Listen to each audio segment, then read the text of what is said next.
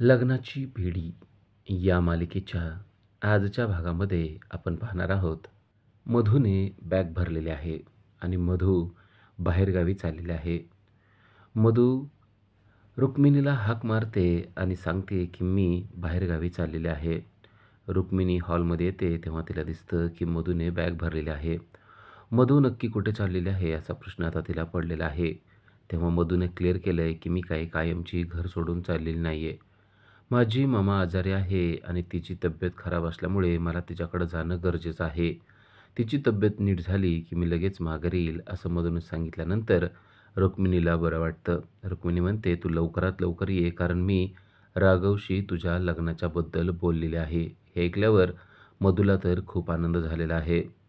राघव काय म्हणला असं ती जेव्हा विचारते तेव्हा रुक्मिणी सांगते की राघवचं नेहमीचंच उत्तर आहे. तो म्हणलाय बघूया, पण जोपर्यंत तो तयार होत नाही तोपर्यंत मी काही सोडणार नाही. तू काही काळजी करू नको, तू लवकरात लवकर माघारी ये असा सल्ला देखील रुक्मिणीने मधूला दिलेला आहे. मधू म्हणते, तुम्ही काही काळजी करू नका, मी लवकरात लवकर गावाहून परत येईल. मामा आजारी आहे म्हणूनच मला जावं लागतंय, नाहीतर मी गेलीच नसते. मधू सर्वांच्या पाया पडते आणि आता मधू घराच्या बाहेर निघते. मधू घराच्या बाहेर पडते आणि तेवढ्यात ऋषभची एंट्री होते. ऋषभला पाहून रेश्माला आणि सर्वांनाच आश्चर्य वाटतं. ऋषभ येतो आणि सर्वांना एक बातमी देतो. ऋषभकडे एक बातमी आहे आणि ती बातमी म्हणजे कृष्णाची बातमी आहे. ऋषभ सर्वांना सांगतो की कृष्णा येणार आहे. कोण कृष्णा असा जेव्हा सर्वजण प्रश्न करतात तेव्हा त्याने सांगितलेलं आहे की कृष्णा ही आपल्या सिंधूप्रमाणे दिसणारी एक व्यक्ती आहे.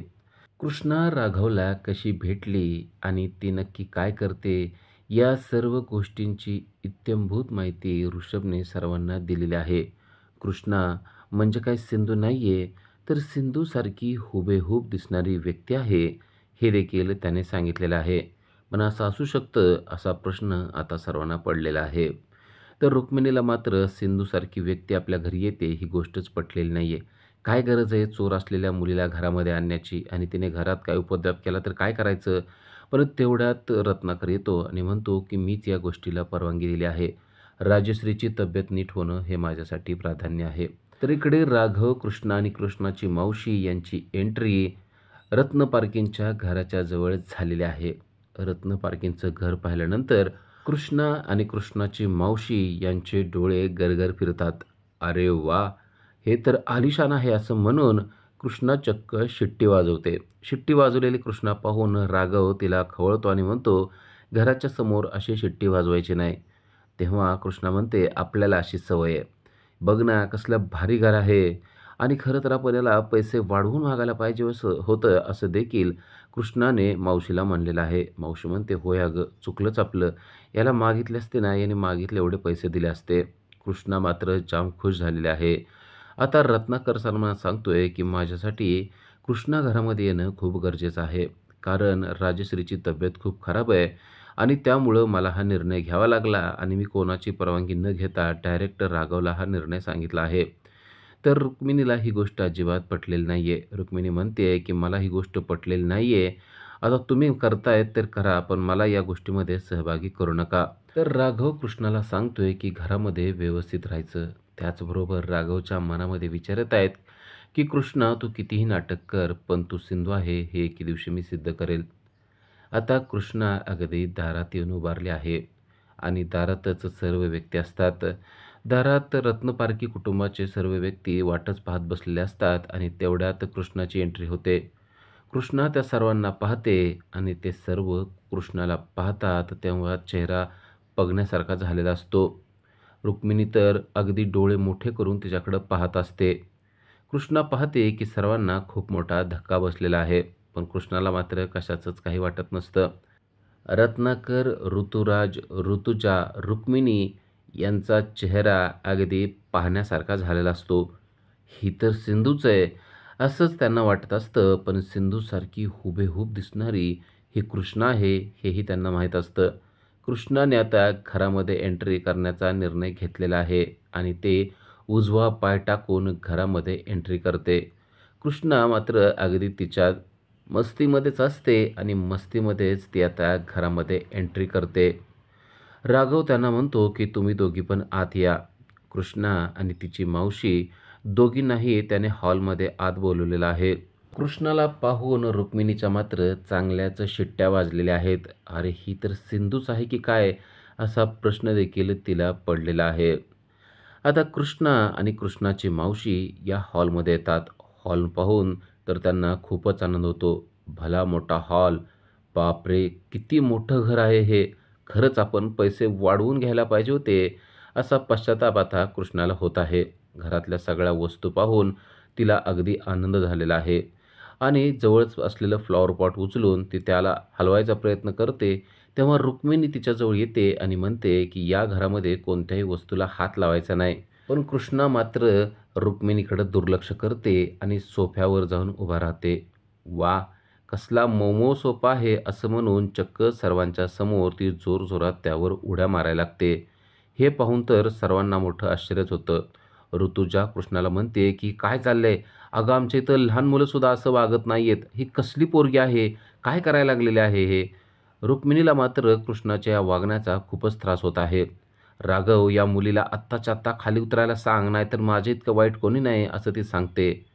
कृष्णा खाली उतरते आणि डायरेक्ट ऋतुजाच्या खांद्यावर हात ठेवते आणि म्हणते, ए मारकी म्हैस, आपल्याला जास्त बोलायचं नाही हां. आपल्याला जास्त बोललेलं अजिबात पटत नाही. आणि आता तिचा रुख हा रुक्मिणीकडे आलेला आहे.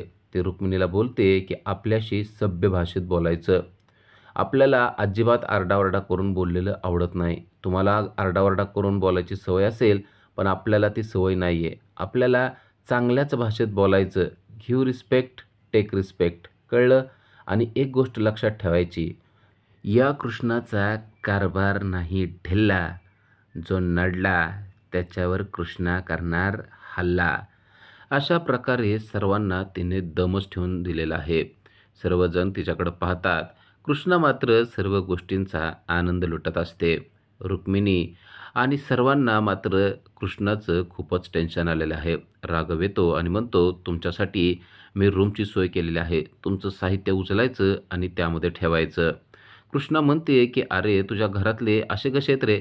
मारक्या म्हशीवनी माझ्याकडे बघतात. ह्या दोघी तर बघ ना, असं म्हणून रुक्मिणी आणि ऋतुजा यांना कृष्णा चक्क मारकी म्हैस म्हणते आणि स्वतःच हसायला लागते आणि राघवला म्हणते, तू सुद्धा आता आपल्यासारखाच झालाय.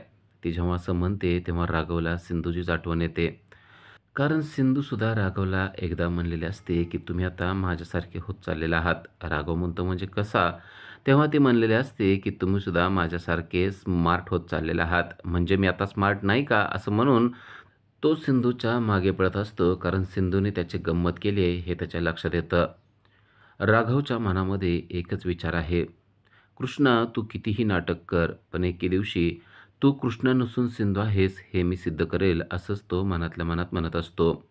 तर इकडे रुक्मिणीला मात्र सिंधू घरात आलेली पटत नसते आणि ती म्हणते, हिला आपल्या घरात ठेवायचं का? तेव्हा राघव सांगतो की हो, हिच्यासाठी मी बेडरूम बघितलेले आहे आणि त्या बेडरूममध्येच ती राहणार आहे. रत्नाकर आणि राघव यांनी पक्क ठरवलंय की सिंधू आपल्या घरामध्येच राहणार, पण ही गोष्ट रुक्मिणीला मात्र अजिबात पटलेली नसते. कृष्णा घरात राहावी या गोष्टीवर रत्नाकर फिक्स आहे. कृष्णासुद्धा लगेच रत्नाकरच्या पाया पडते. कोणाशीही प्रेमानं न बोलणारी कृष्णा जेव्हा रत्नाकरच्या पाया पडते तेव्हा रत्नाकर तिला आशीर्वाद देतो, पण सर्वांना मात्र मोठा धक्काच बसतो.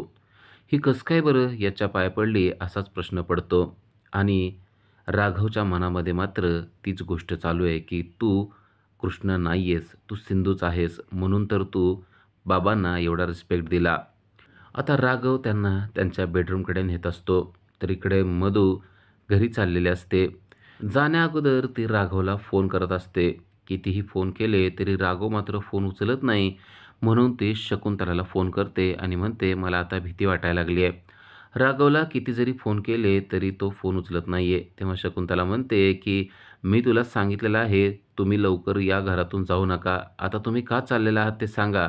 तेव्हा मधू म्हणते की आईची तब्येत खराब आहे म्हणूनच मी चाललेले आहे. तेव्हा शकुंतला म्हणते, असं असलं तरी आता तुम्ही घरी असणं गरजेचं आहे. मला वाटतंय तुम्ही जाऊ नये. तेव्हा मधू म्हणते, ही मात्र मी तुमची आत्ता गोष्ट ऐकू शकणार नाही. कारण आईची तब्येत खराब आहे आणि मला तिला पाहायला जाणं गरजेचं आहे. त्यामुळं आत्ता तर मी मुंबईला जाऊन येते. फार तर मी जास्त दिवस थांबत नाही, पण मला जाणं गरजेचं आहे. शकुंतलाच्या लक्षात येतं, की मधू आपलं काही ऐकत नाहीये. तेव्हा ती म्हणते, "ठीक आहे, तुम्हाला जे योग्य वाटतंय ते करा, पण परत म्हणू नका, की मी तुम्हाला काही सांगितलं नाही." मधू फोन ठेवून टाकते.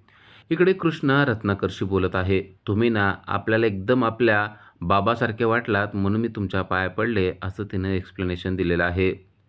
रत्नाकरला मात्र ही गोष्ट खूप पटली, की कृष्णा आपल्याला चांगला रिस्पेक्ट देत आहे. तर कृष्णा राघवला म्हणते, की "तुझ्या घरचे असं का करतायत? सर्वजण मला मारक्या म्हशीसारखं का बघत आहेत? मी काही केलंय का? आणि यांना जरा समजावून सांग, की आपला स्वभाव कसा आहे. आपण गिव्ह रिस्पेक्ट आणि टेक रिस्पेक्ट करणारा व्यक्ती आहे. आपल्याला जर का वाईट बोललं, तर आपण वाईट बोलणार ही गोष्ट ह्यांना सांगून ठेव." तेव्हा रुक्मिणी चिडते आणि म्हणते, की "म्हणजे तुला काय म्हणायचंय? आम्ही तुला वाईट बोलतोय का?" तेव्हा ती म्हणते, "ए, तुझं तोंड बंद कर गं. तू काय स्वतःला अप्सरा समजते का? काय वाटतंय तुला? आपण तू ज्या भाषेत बोलेल ना, आपण तुला त्याच भाषेत बोलणार." रुक्मिणीला हे ऐकल्यानंतर अगदी काय बोलावं तेच कळत नाही. कारण तिच्याशी आत्तापर्यंत कोणीही या शब्दात बोललेलं नसतं. त्या शब्दामध्ये कृष्णा तिच्याशी बोललेले असते. आणि कृष्णा म्हणते, की "तुम्हाला गरज आहे म्हणून तुम्ही मला इथं आणलेलं आहे. मला या घराची आणि तुमची काहीही गरज नाही. आपण एका क्षणात या घरातून बाहेर जाऊ शकतो. फक्त एक गोष्ट लक्षात ठेवायची, या कृष्णाचा कारभार नाही ढिल्ला आणि जो नडेल त्याच्यावर करणार हल्ला. समजलं ना?" असं बोलून कृष्णाने रुक्मिणीची चांगलीच वाट लावलेली असते. तेवढ्यात रेश्मा आरतीचं ताट घेऊन आलेले आहे. आपल्याला राजश्री आईंनी सांगितलेलं होतं, की सिंधू आली की तिची आरती करायची. ही सिंधूसारखीच दिसते, म्हणूनच मी हे ताट घेऊन आलेले आहे. तेव्हा राघव म्हणतो, "याची काही गरज नाहीये. सर्वांनी एक गोष्ट लक्षात ठेवा, ही सिंधू नाहीये. ही कृष्णा आहे आणि कृष्णा सिंधू नाहीये. कृष्णा कृष्णासारखंच वागेल, फक्त ती हुबेहूब सिंधूसारखी दिसते आणि मी फक्त आईसाठी तिला इथे घेऊन आलेलो आहे. आणि तिच्याशी बोलताना अगदी व्यवस्थित बोला. ती जर का व्यवस्थित नाही बोलली तर मला सांगा." तेव्हा कृष्णा म्हणते, "कोणाला काही सांगण्याची गरज नाही. आपल्याला ज्या भाषेत जो बोलेल आपण त्यालासुद्धा त्याच भाषेत बोलणार." राघव म्हणतो, "आता तुझी बडबड बंद कर आणि तुमचं सामान उचलून तुम्ही तुमच्या रूममध्ये चला." रुक्मिणीला मात्र कृष्णा बोलल्याचा खूपच राग आलेला असतो आणि त्यामुळं ती तिच्या अंगावर जाऊन तिला खवळायला लागते आणि म्हणते, की "तुला वाटत असेल तू दादागिरी करशील, पण तुझी दादागिरी इथं सहन केली जाणार नाही. या घरात फक्त माझंच चालतं." तेव्हा कृष्णा म्हणते, "आता मी आले ना, माझं चालेल. माझ्याशी या भाषेत बोलायचं नाही." आता रुक्मिणीचा पारा चढलेला असतो. रुक्मिणी आता खूपच टेन्शनमध्ये आलेली असते आणि ती जोरजोरात कृष्णाला बोलायला लागते. कृष्णा हे सर्व पाहते आणि लहान मुलासारखं खाली पडून ढसाढसा रडायला लागते. ती कर्णकर्कश आवाजात ओरडत आणि रडत असते आणि ती ऐकून सर्वांनाच खूप त्रास होत असतो. "बघ, बघ, ही माझ्याशी कशी बोलतेय. आपल्याला नाही सहन होत. आपण इथं राहणार नाही. आपल्याला नकोच आहे. आपल्याला पैसे पण नको, आपल्याला राहायला पण नको." असं म्हणून ती जोरजोरात रडायला लागते. तेव्हा राघव सांगतो, की "ठीक आहे, मी त्यांना सांगतो, पण तू रडू नको आणि इथून जायची गोष्ट करू नको."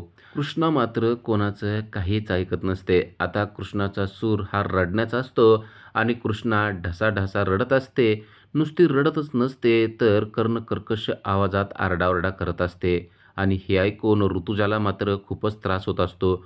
ऋतुजा म्हणते, "ए बाई, तू गप्प माझ्या कानाचे पडदे फाटायला लागलेले आहेत. एवढ्या मोठ्या आवाजात आम्ही बोलत नाहीये, तेवढ्या आवाजात तू आरडाओरडा करून रडायला लागलेला आहे."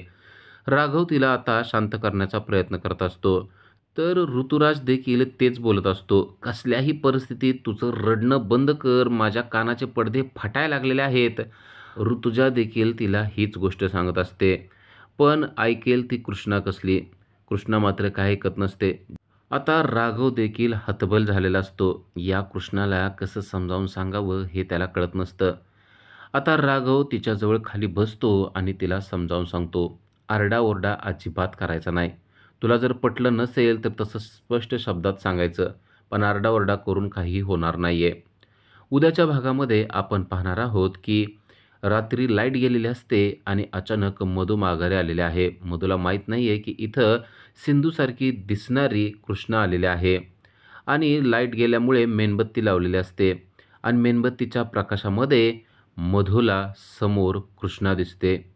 पण ती कृष्ण नसून सिंधू आहे असा तिचा गैरसमज झालेला आहे आणि अचानक आलेली कृष्णा म्हणजेच सिंधू आहे, म्हणजेच हे सिंधूचं भूत आहे असं तिला वाटतं आणि कृष्णा तिला म्हणते, की "अशी डोळे फाडून काय बघायला लागली आहे? मी काय तुला भूत वाटते का काय?"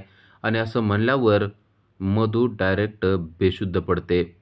अचानक आलेल्या सिंधूला पाहून मधूला चक्कर आलेली आहे आणि मधू चक्करून पडलेला आहे. पण या गोष्टीचा आनंद मात्र सिंधूला झालेला आहे. आपल्याला बघून एखादी व्यक्ती चक्कर येऊन बेशुद्ध पडू शकते, या गोष्टीचा आनंद ती व्यक्त करते आहे. अशाच अपडेटसाठी चॅनलला सबस्क्राईब करा. Thank you.